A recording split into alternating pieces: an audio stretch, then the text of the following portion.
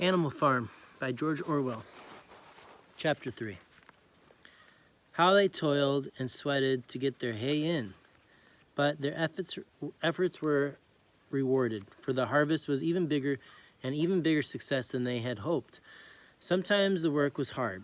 The implements had been designed for human beings and not for animals, and it was a great drawback that no animal was able to use any tool that involved standing on his hind legs.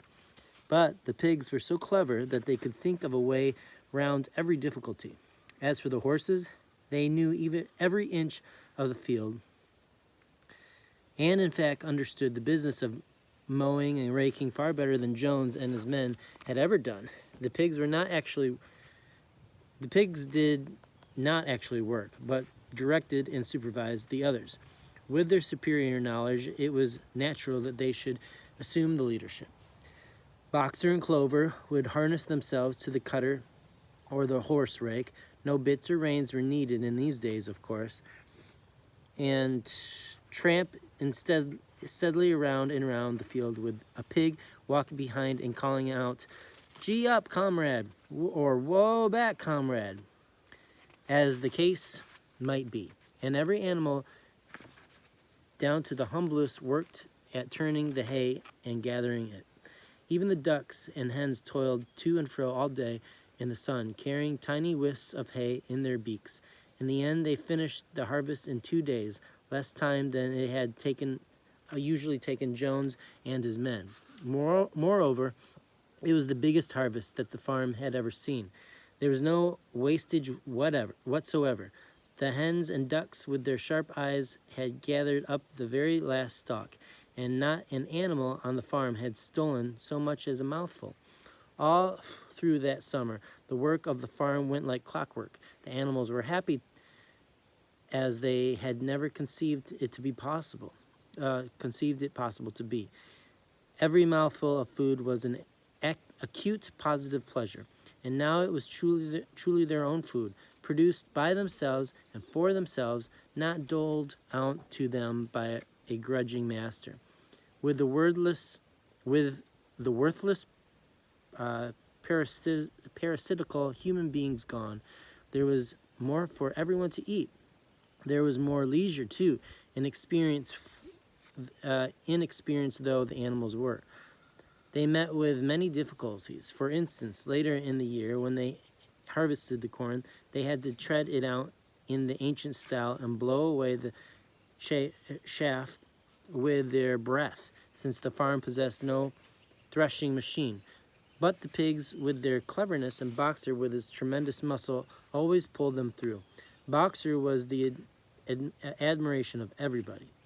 He had been a hard worker, even in Jones's time, but now he seemed more like 3 horses than one. There were days when the entire work of the farm seemed to rest on his mighty shoulders. From morning to night he was pushing and pulling, always at the spot where the work was hardest.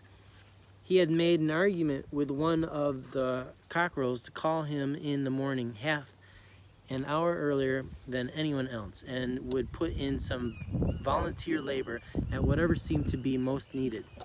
Before the regular day's work began, his answer to every problem, every setback was, "I will work harder," which he adapted to his personal motto. But everyone worked according to his capability. Everyone worked according to his capacity. The hens and ducks, for instance, saved 5 bushels of corn at the harvest by gathering up the stray grains. Nobody stole, nobody grumbled over his rations. The quarreling and biting and jealousy, which had been normal features in old life in the old days, had almost disappeared. Nobody shirked, or almost nobody. Molly, it was true, was not good at getting up in the morning, and had a way of leaving work early on the ground that there was a stone in her hoof. And the behavior of the cat was somewhat peculiar. It was soon noticed that when there was work to be done, the cat could never be found. She would vanish for hours on end and then reappear at meal times or in the evening after work was over, as though nothing had happened. But she always made such excellent excuses. and purred so affectionately that it was impossible not to believe in her good intentions. Old Benjamin, the donkey, seemed quite unchanged since the rebellion. He did not work in the same slow, obstinate way he had done. He did not work in the same slow, obstinate way as he had done it in Jones's time, never shrieking and never volunteering for extra work either. About the rebellion and its results, he would express no opinion. When asked whether he was not happier now that Jones was gone, he would say only, "Donkeys live a long time. None of you have ever seen a dead donkey," and the others had to be content with this cryptic answer.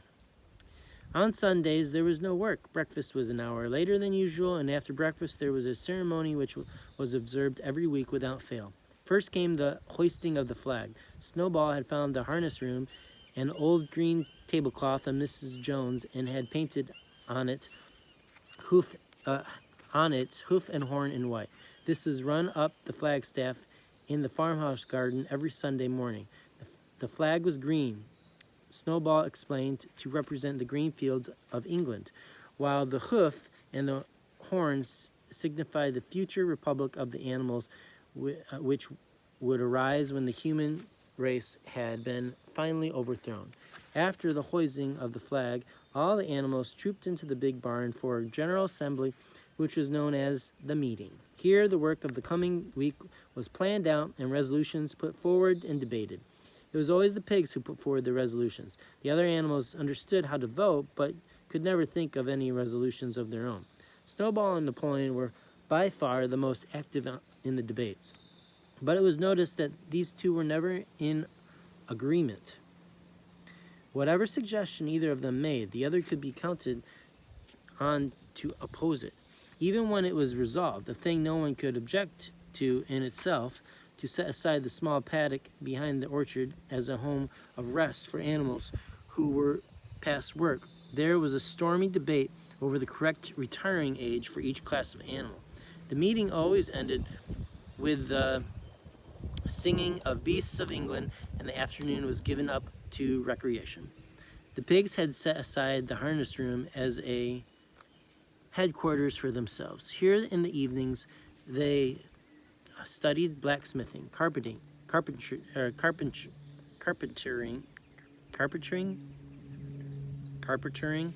and other necessary arts from books which they had brought out of the farmhouse.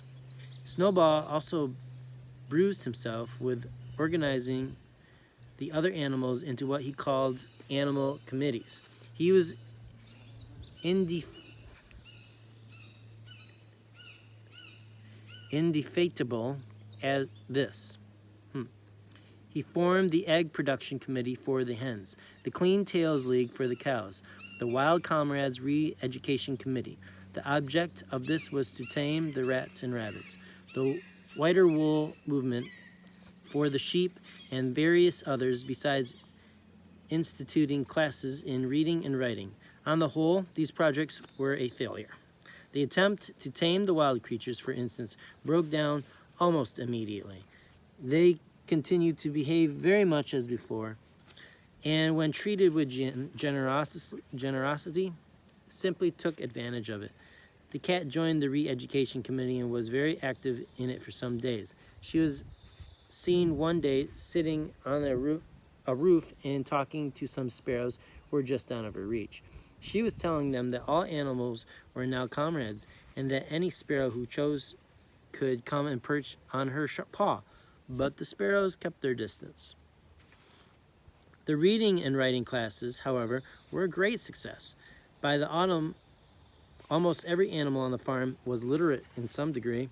As for the pigs, they could already read and write perfectly. The dogs learned to read fairly well, but were not interested in reading anything except the 7 Commandments. Muriel, the goat, could read somewhat better than the dogs, and sometimes used to read to the others in the evening from scraps of newspaper which she found in the rubbish heap. Benjamin could read as well as any pig, but never exercised his faculty. So far as he knew, he said, there was nothing worth reading. Covert learned Clover learnt the whole alphabet, but could not put words together. Boxer could not get beyond the letter D. He would trace out A, B, C, D in the dust with his great hoof, and then would stand staring at the letters with his ears back, sometimes shaking his forelock, trying with all his might to remember what came next, and never succeeding. On several occasions, indeed, he did learn E, F, G, H, but by the time he knew them, it was always discovered that he had forgotten A, B, C, D, and D. Finally, he decided to be content with the first four letters, and used to write them out once or twice every day to refresh his memory. Molly refused to learn any but the six letters which spelt her own name. She would form these very neatly out of pieces of twigs, and would then decorate them with a flower or two and walk round them, admiring them. None of the other animals in the farm could get further than the letter A. It was also found that the stupider animals, such as the sheep, hens, and ducks, were unable to learn the 7 commandments by heart. After much thought, Snowball declared that the 7 commandments could be in effect by reduced to a single maxim, namely, 4 legs good, 2 legs bad. This, he said, contained the essential principle of animalism. Whoever had thoroughly grasped it would be safe from human influences. The birds at first objected, since it seemed to them that they also had 2 legs, but Snowball proved to them that this was not so. A bird's wings, comrades, he said, is an organ of propulsion and not of manipulation. It should therefore be regarded as a leg. The distinguishing mark of man is the hands, the instrument with which he does all his mischief. The birds did not understand Snowball's long words, but they accepted his explanation, and all the humbler animals set to work to learn the new maxim by heart. 4 legs good, 2 legs bad was inscribed on the end wall of the barn above the 7 commandments, and in bigger letters. When they had once got it by heart, the sheep developed a great liking for this maxim, and often as they lay on the field, they would all start bleating, 4 legs good, 2 legs bad, 4 legs good, 2 legs bad, and to keep it up and kept it up for hours on end, never growing tired of it. Napoleon took no interest in Snowball's committees. He said that the education of the young was more important than anything that could be done for those who were already grown up. It happened that Jessie and Bluebell had both whelped soon after the hay harvest, giving birth between them to 9 sturdy puppies. As soon as they were weaned, Napoleon took them away from their mothers, saying that he would make himself responsible for their education. He took them up into a loft which could only be reached by a ladder from the harness room, and there kept them in such seclusion that the rest of the farm had soon forgot their existence. The mystery of where the milk went was soon cleared up. It was mixed every day into the pig's mash. The early apples were now ripening, and the grass of the orchard was littered with windfalls. The animals had assumed as a matter of course that these would be shared out equally. One day, however, the order went forth that all the windfalls were to be collected and brought to the harness room for the use of the pigs. At this point, some of the other animals murmured, but it was no use. All the pigs were in full agreement on this point, even Snowball and Napoleon. Squealer was sent to make the necessary explanations to the others. Comrades, he said, you do not imagine, I hope, that we pigs are doing this in a spirit of selfishness and privilege. Many of us actually dislike milk and apples. I dislike them myself. Our sole object in taking these things is to preserve our health. Milk and apples, this has been proven by science, comrades, contain substances absolutely necessary to the well-being of a pig. We pigs are brain workers. The whole management and organization of this farm depend on us. Day and night we are watching over your welfare. It is for your sake that we drink that milk and eat those apples. Do you know what would happen if we pigs failed in our duty? Jones would come back. Yes, Jones would come back. Surely, comrades, squealed Squealer almost pleadingly, skipping from side to side and whisking his tail. Surely there is no one among you who wants to see Jones come back? Now, if there was one thing that the animals were completely certain of, it was that they did not want Jones back. When it was put to them in this light, they had no more to say. The importance of keeping the pigs in good health was all too obvious. Soon it was agreed with further argument that the milk and the windfall apples and the main crop of apples, when they are ripened, should be reserved for the pigs alone.